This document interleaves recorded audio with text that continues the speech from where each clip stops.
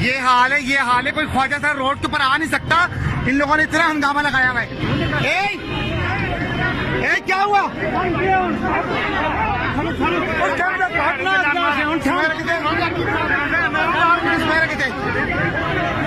Hello, एक minute हटो भाई, हटो एक मिनट।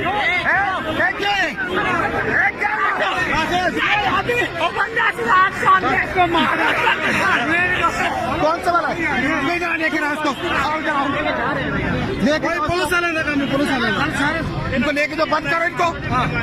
चलो आए, चलो आओ। सुमेरा इधर आओ। फिरोज ने क्या बोल रहा था? पाँव पे गाड़ी चढ़ा के मारना चालू हो गया। चलो चलो चलो चलो चलो लेके लिए चलो चलो चलो थाने गाड़ी चलो। इस टाइम मानसेरा में कोई ख्वाजा सर रोड के ऊपर नहीं आ सकता। टैक्सी वाले अलग कुत्ते की तरह भौंकते, लोग अलग ताने कसते। क्या हम लोग मुसलमान नहीं है? थाने वाले क्या करेंगे? थाने वाले और ड्रामा बनाएंगे। हाँ ये बात, उस आदमी ने मारा है।